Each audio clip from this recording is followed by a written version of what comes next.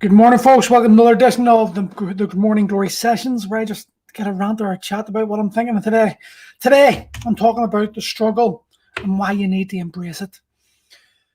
The problem that I encounter with most men when it comes to training them is they are not willing to accept that in order for them to get where they are to where they want to be, there's going to be some issues. There's going to be some struggles. You're going to have some obstacles, and you're going to have to figure out a way of getting over those obstacles, overcoming them, and allowing yourself to move forward towards the place you want to be.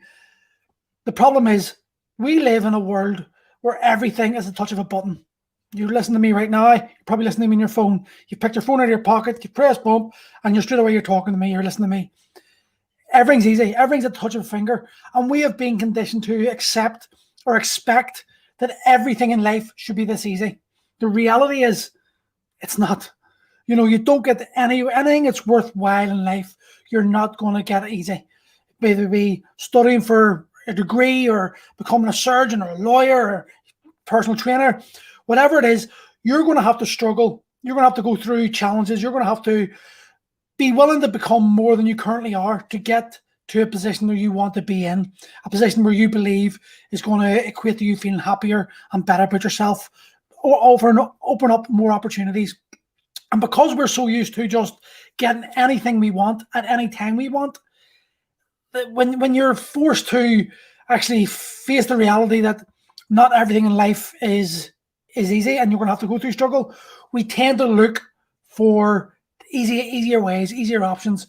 And this is why in the fitness industry, so many people are conned by the 28-day drop a jean size and fucking lose a stone in a month and all those catchy summer, the beach body ready bodies and all this crap.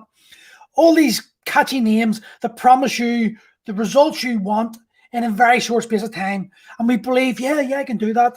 I can sacrifice the food I want for 6 weeks. I can sacrifice going to bed earlier for 4 weeks. I can train for 30 minutes every day for the next 4 weeks.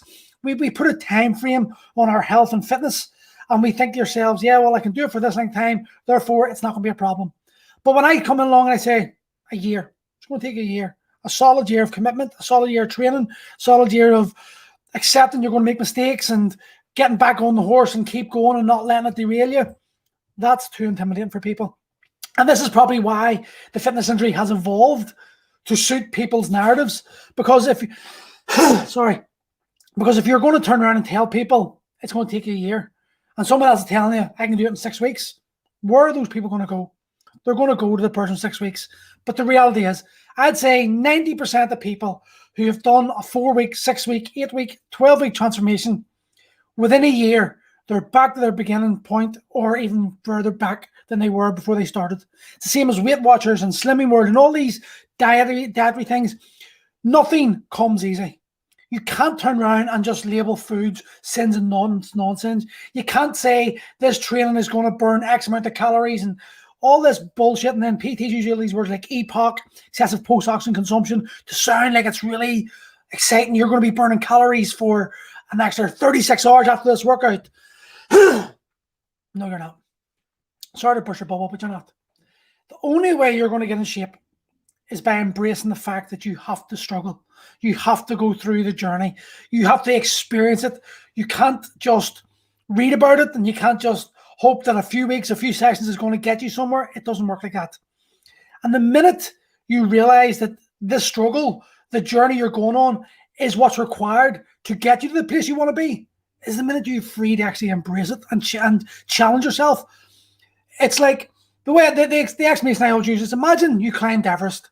You struggle days and all. You've got the base camp and you're all the way up to the very top. And at that very moment, let's say it's a clear, beautiful day and you're on the very top of the Himalayas and you're looking out above you and all around you can see the beautiful view, the sun shining. You're going to be absolutely blown away. Now, at the exact same time, a guy comes in a helicopter, lowers himself down the rope and stands there and sees the exact same view, the exact same thing you're seeing, he sees. Who do you think is going to appreciate that view more? The guy who just flew in the helicopter and then fucked off, or you, the guy who struggled to climb up it and spent weeks preparing for it, years preparing for it, and eventually get to the top, that view is your reward.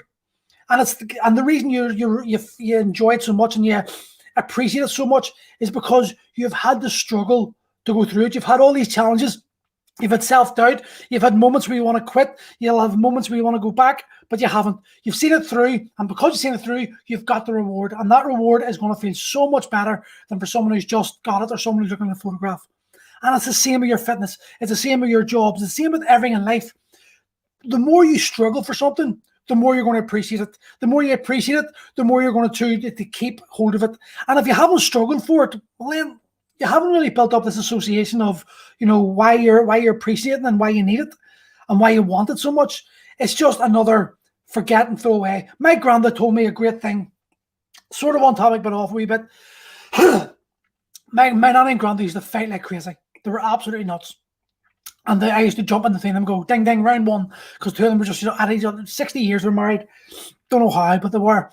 But I turned around to my granddad one day and said, like, why don't you just break up? They were married 58 years. So this day, like, why not break up then? If you're that miserable, why not break up? And my granddad threw a sock at me with a hole in it.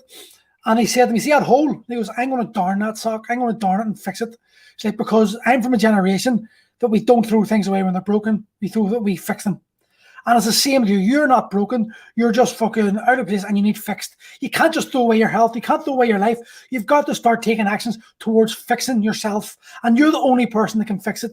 And you've got to accept that the struggle is going to be the way you fix yourself. The workouts you do isn't really the focus here. It's you committing to something. You committing to changing yourself.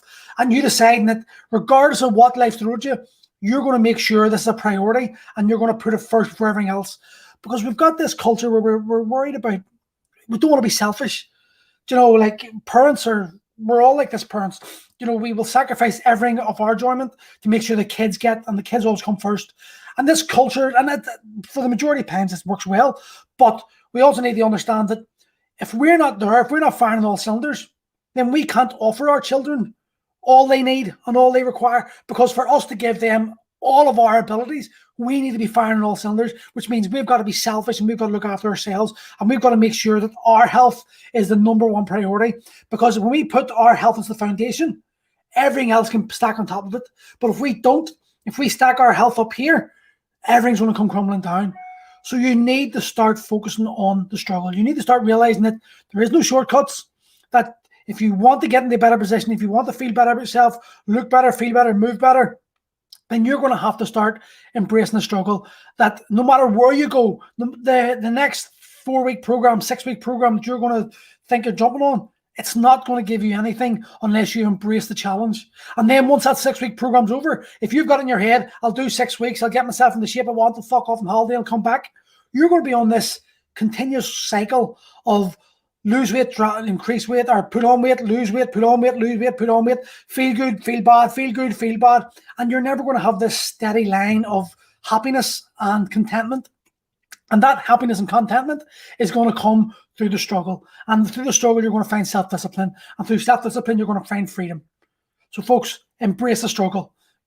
By embracing the struggle, you're going to get yourself to the position you want to be in. And there's no shortcuts for this.